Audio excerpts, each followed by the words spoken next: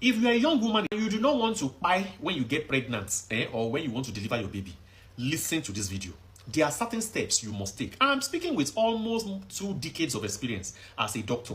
And I grew up in a house where my mom is a registered nurse and my dad was a pharmacist. So I have been in medical field almost all my life. So please listen to me attentively. 1, before you get married, find out the way your husband-to-be thinks about hospitals, about antenatal care, about cesarean delivery, about blood transfusion.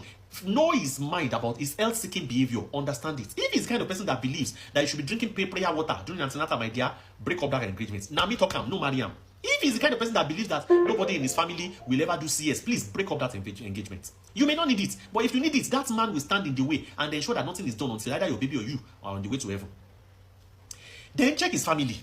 If your mother-in-law is not educated health-wise and she's the stubborn person that believes that you must be drinking herbal concoction in pregnancy, and the person that still believes that they can be using cow dung, where if you after you have delivered, you're putting it on your either your CS wound or your, oh my dear, break up that engagement. Don't marry that person, because when you get into their family, they will show you Shege Pro Max, and there are some people that did not live to tell the story.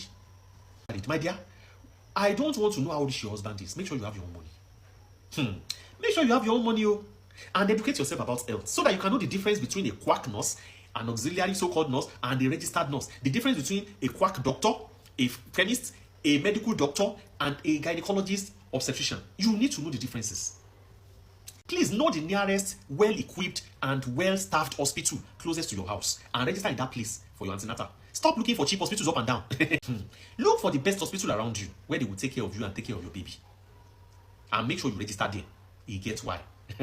So that it's not when they now have an emergency that they will now rush you from that your quack establishment and they will now rush you to the specialist when things are almost, when you get pregnant. Please, before your baby is 6 months old, you should have enough money in your account to pay for CS. I'm not even talking about your husband now, because men can be very funny. I have seen so many people that I am ashamed to call them men. As a woman, ensure that you have enough money to pay for CS if you need it, and to pay for blood transfusion if you need it to save your life. Ensure. Okay, the hospital you will register in, ask them a simple question: that can they treat eclampsia or pre-eclampsia? Let me say, can they treat pre-eclampsia or eclampsia? If you say that thing and the person you call the doctor is saying pre-eclampsia, he doesn't know what you are saying, my dear, run. Yes, last but not the least, know the law that if you're a woman above 18, you can sign for consent for your own surgery. So if your husband is saying, hey, don't do it, if you carry the baby for belly for 9 months, if you value the life of the baby and your own life, if your doctor is saying, madam, I think we need to do a CS, and your husband is crashing his head, thinking of the financial, please sign consent. So many hospitals now do not